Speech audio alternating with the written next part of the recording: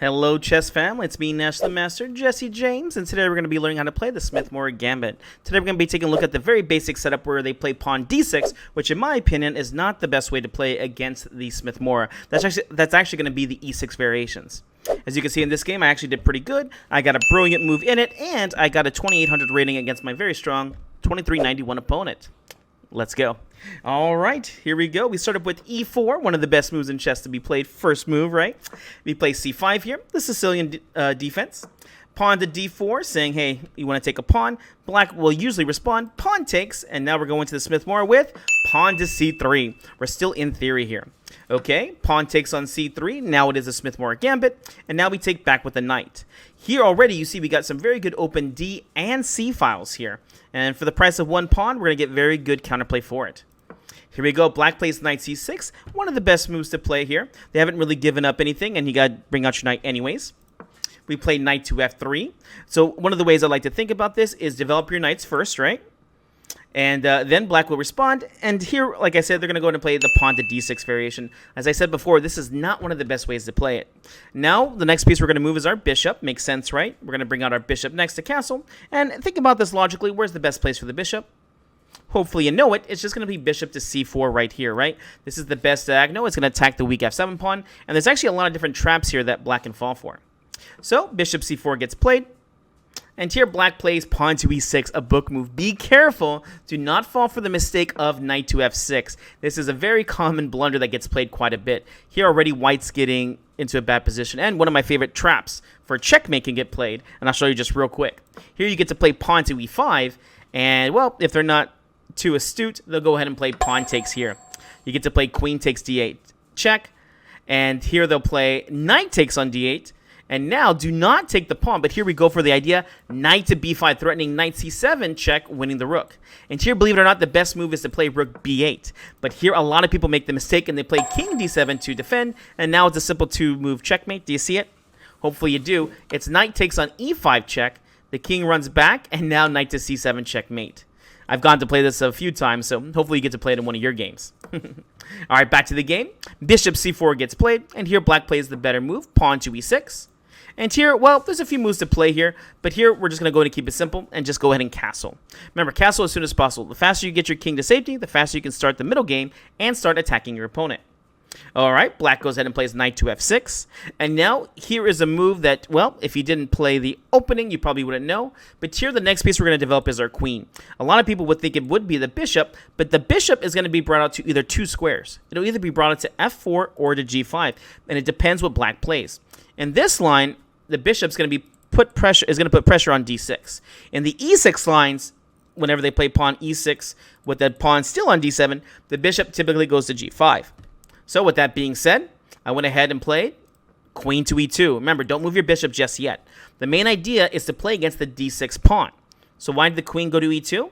Here we're going to prepare the idea of rook to d1, putting a pin against the pawn, and then pressing e5. This is the first thing you do.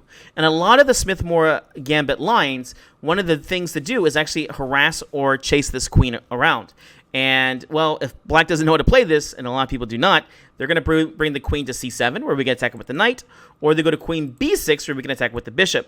But in a lot of these lines, one of the ideas is just to try to harass and attack this queen. All right, next move. Here, black played the standard move, bishop e7. Of course, black wants to castle as soon as possible. And now we get to develop with the threat. Were you paying attention? What do you play? That's right, we get to play rook to d1 here with the very simple idea of pawn to e5. And if black misses this, they will get into a very bad position very fast. So you can see here, I've got quite a few wins with this. And actually, well, a few losses too, right? But here, black played queen a5, not one of the best moves. But like I said, this is a 2300 level player, almost 2400, and here they do not know the best defense to it. Here, as far as I'm concerned, and we're on move, what move is this? We're on move 10 or so, 9. I'm still in theory, and I'm good for theory for another 4 or 5 moves here. So black is really challenged to know the best moves here. And whenever you're playing this as white, you've only got one setup.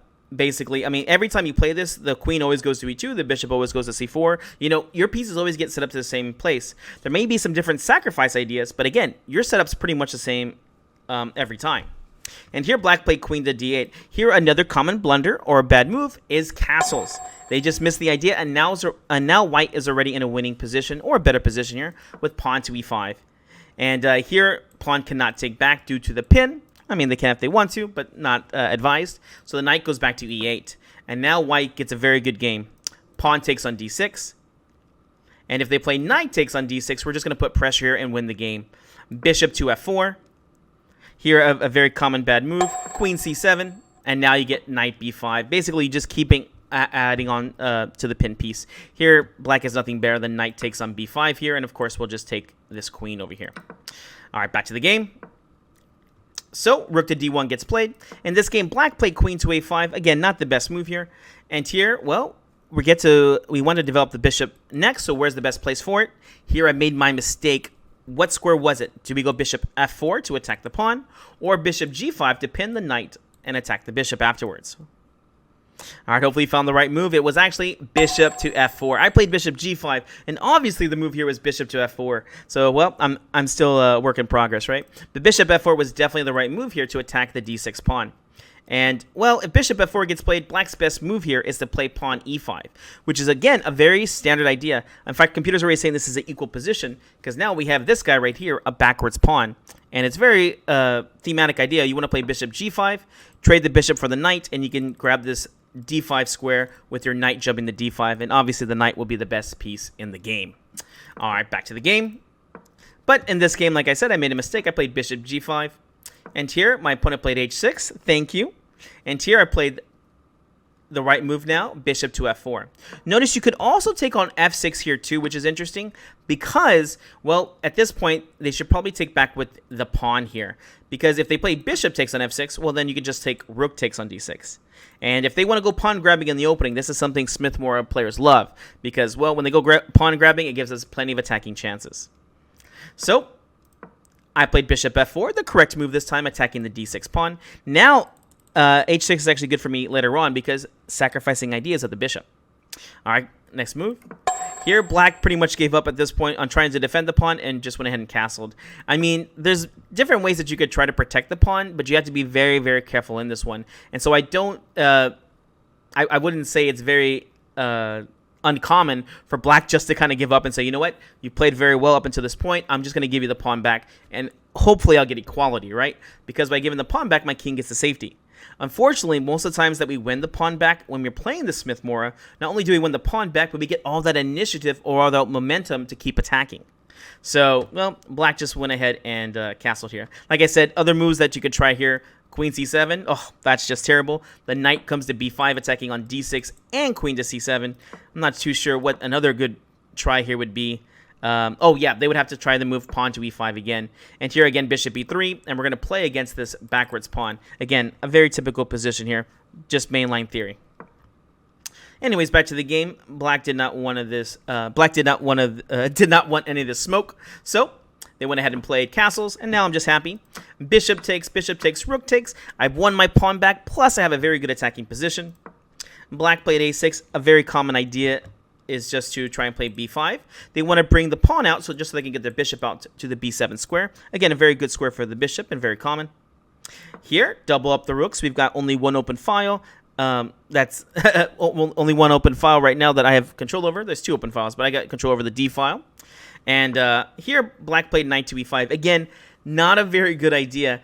Although black is trying to play by the rule of whenever you have less space, you want to make some trades, or when your opponent's attacking you want to make some trades, you want to trade off the pieces. This is also taking away his only pieces that are actually active here, and also ones that are defending in the position. Well, I'm happy here. Bishop just went back to b3.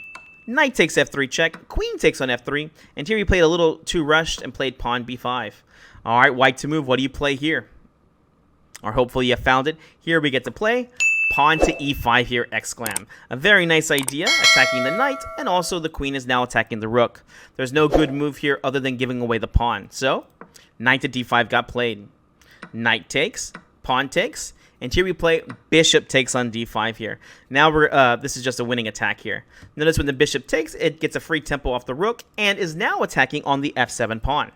Okay, here we go. The rook went to b8, and now I was able to find my double exclam move. It's white to move and win. What do you play here? Hopefully you push pause and try to figure it out. Here we get to play. Bishop takes on f7 check. Again, I had control of the open file here, and that d8 square is just nice and juicy. And here he went ahead and played king h8, not wanting to get checkmated. Here, after rook takes, simple chess, all you play is rook to d8 check. If the rook goes back, simple chess, we're just going to checkmate them now.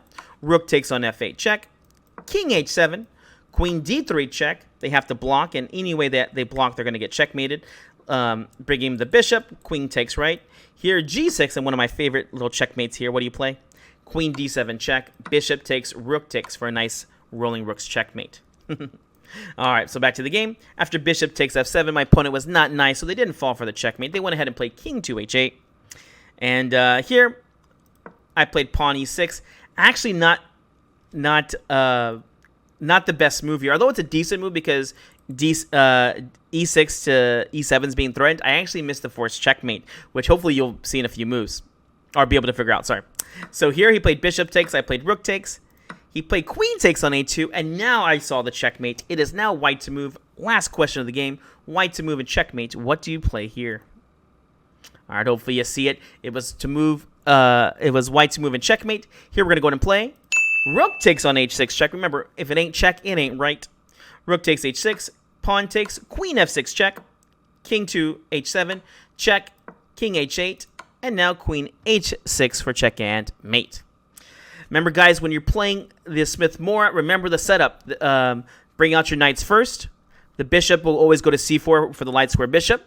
Remember, the dark square bishop will typically either go to f4 or g5, depending if they play d6 or e6. And then remember, the rooks usually always go to c1 and to d1. All right, guys, hope you enjoyed this. We'll see you in the next video.